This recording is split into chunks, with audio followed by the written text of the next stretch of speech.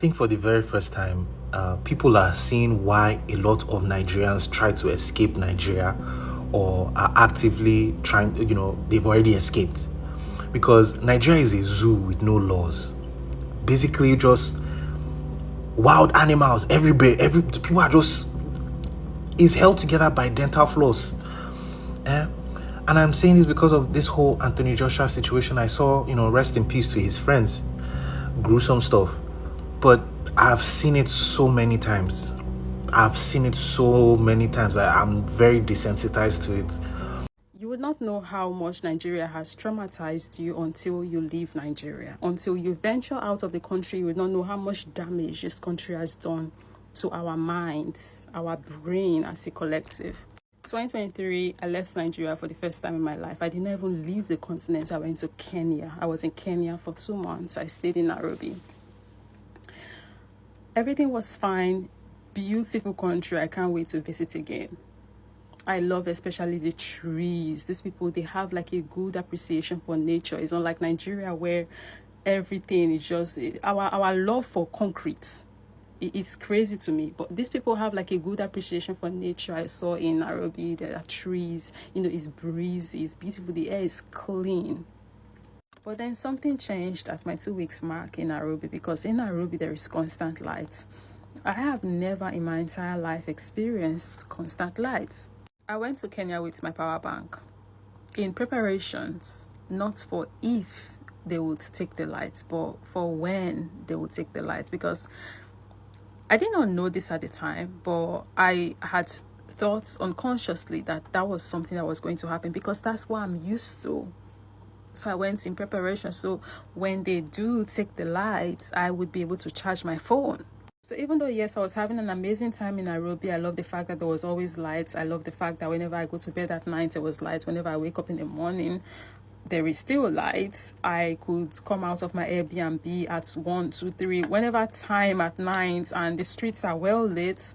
It's still bright and beautiful. It got to a point where I could no longer handle that amount of light. I had not realized it then, but Nigeria had wired my brain for the arrangement of sometimes you see light, sometimes you don't. So that's what I'm used to. That's what my nervous system is used to. So when I saw constant light, at first it was fun, but at some point my brain was like, okay, so when is it going? When are they going to turn off the lights? They never took the lights, which was a good thing, but for my nervous system it wasn't, because I wasn't used to seeing this much light for this long periods of time. So I could not handle it. I did not know how to deal with having this much light. I can't believe I'm saying this, but it got to a point where I started waiting for them to take the lights. And when they didn't, I started hoping for them to take the lights. I started wishing for them to take the light. Because at some point, I could not breathe with it being there as constantly as it was anymore. And I wanted to breathe so badly. I wish some mental health professionals can maybe explain to me exactly what this thing, that experience was. Like, there have to be some kind of name and explanation to it, because like, what the fuck? This was something that all my life I had been dreaming about having in the country, dreaming about experiencing something like this, and I finally experienced it, and I did not know. I don't want to cry line. I did not know how to deal with it, with having it. This was the experience that made me understood for the first time in my life exactly why those kids that did not grow up in the country, when they come to the country for the first time, they react the way they do whenever they take lights. How terrified they look when they take lights. We brush it off and we say, oh, they are exaggerating, or they are just being sports brats or whatever. But no, they are the normal ones. We are the ones that are used to craziness. And you don't know it is craziness until you leave. That's what happened to me when I was in Kenya. I had to experience that. And that's when I knew that I was like fucked up in the brain. I did not know just how... I didn't know just how bad the country has done us. Like, God, I don't want to cry on camera. See, I swear Nigeria is supposed to compensate us for the damage that they've done. And this is just one example. If you start wanting to peel all of them back, like, it gets very, very, very, very sad. I remember I remember when I was in GSS2. That's when I saw a dead body for the first time in my life. I was around 12 years old-ish, thereabout. It was on my way to school, rather.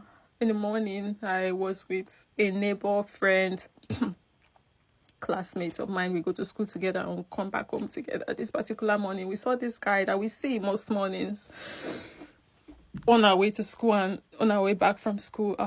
The guy wasn't he had struggles, more specifically mental health struggles. So he was homeless, but he had taken this particular spot by the side of the road, and that was like his home, I guess. So we saw this guy most times every day. But this particular morning, when we saw him, he was just laying there on the spot. At first we thought he was maybe sleeping or something.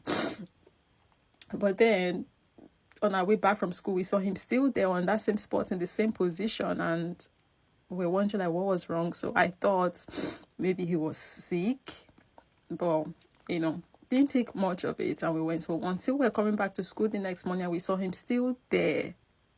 And that's when we were like, oh, he's not asleep, he's probably dead. That guy stayed there for a good couple of days, almost a week. His body even started changing, started smelling eventually, to the point where when we went to, before we get to that spot, we had to cross to the other side of the road because it was bad.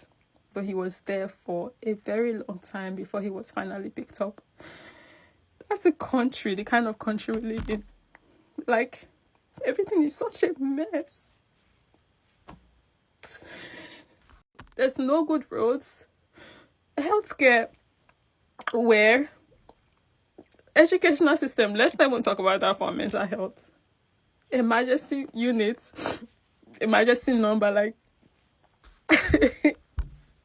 people were in certain comment sections were saying, where is the EMT, where is in my whole 20 years of living in Nigeria, I've never seen one emergency vehicle in my life, but I can tell you the amount of dead bodies I've seen on the road. There is no emergency, there's no number. What is the number you even call? The only thing we know is 911 because of our proximity to America. We don't have anything. So when we come here, we tell you, oh, you guys think, oh, it's just corruption.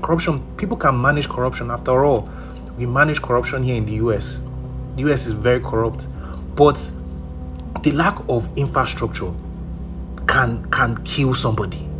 One cannot even say, like, ish isn't working. Because for ish to work, that ish has to first exist. I cannot say this remote isn't working if I don't have this remote, can I? That's how bad it is in the country. Like, the barest of the bare minimum is not even available. So let's start from there. It's not working. No, it's not there. No water, no lights, no road. If there is no road that is there, people are not even using the road. You see, there are people driving in oncoming traffic. There's no line. The traffic lights are there for suggestions. Oh, maybe red, you can go. If it's green, you cannot go. And then because of that whole lack of infrastructure, Nigerians have just learned to just live with it. That's how the average Nigerian is just anyhow scatter everything. That's how everybody in that Anthony Joshua, everybody was just screaming because they don't know what to do. Just screaming. It's like, what? Animals. So that's why the average, they just want to leave. Please, that place is insane. I'm not going back. But we have all gotten used to the chaos, the dysfunction, the madness. It's just so sad, like, really, when you think about it, and you don't really know until you leave. You never really know. I remember coming back to Nigeria. I see why when people leave this country they don't want to come back. It was just Kenya I went to, and I was there for 2 months. Yes, eventually I got used to the light. Eventually I accepted that, oh, this is it. It took me a good while. I had to do a lot of mental work. It took me a good while, but eventually I got there. And when I came back to the country, I started getting peace from the airport. That's when because from the airport, hate that I'm crying in this video, but I can't help it. It's just, when I landed in the airport, there was this is crazy. I'm crying because I'm paid. Like, nobody should be living like we're living in this country. It's just not fair. And that was just Kenya. So imagine imagine what it's like for people who actually leave the shores of Africa. Like, we are suffering, guys. Like, it's bad.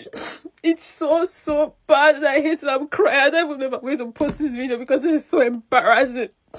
And then this is what freaking giants. Giants of what exactly? Guys, we're suffering. And some people want to say, oh, like, especially with this Anthony Joshua situation, they are playing it off like it's one of the accidents happen. Like, that's not the point. The point is there was no help coming. Like, we're so freaking here alone. It's just What is killing Nigerians is the pride. I really think it's the pride, because instead of you telling me what is all like how you guys are better than everyone, that maybe you should really pressure the government for infrastructure, because this is some people say, oh, have money and you're okay in Nigeria. No, the fuck you are not.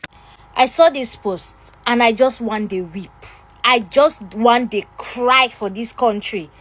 Let's read it together. This person says, no matter how rich you are individually as a Nigerian, we are all collectively poor. Very poor. You only realize this during emergencies. A fire breaks out and there is no fire service. An emergency happens and there is no first aid, no ambulance, no system. Today, a world boxing champion like Anthony Joshua was involved in a car accident and not a single ambulance showed up. Someone that rich and globally known, people only gathered around him like it was a carnival. No safety measures, no trained response, just chaos. An accident that claimed 2 lives. And the part where they bust my head past be say, in friends wey die, then drop them for ground like say them be. Oh my Jesus. Even common stretcher was not on site. I no see stretcher like this. Whether na piece of clothes then drop for their face. Wetin be that kind thing? It is so sad. Let's keep reading. Last month, an aide to a sitting governor was stabbed at a political event. Somebody lifted him on his shoulder. Such a gory sight. Still no ambulance, not even for a governor's aide. This is real poverty. In Nigeria, money does not save you in a crisis. Influence does not protect you when it matters most. Everyone is poor. Ha! I am just speechless. I am just speechless. Even common stretcher. Common ambulance. In fact, even though the ambulance, they fuel don't go there, the ambulance. The ambulance, they lack maintenance. They go say, they work. What be that kind of thing? Hey! Anthony Joshua has money that some of us can only dream of, and see what happened to his friends. Like, that man is so traumatized for life. It's sad.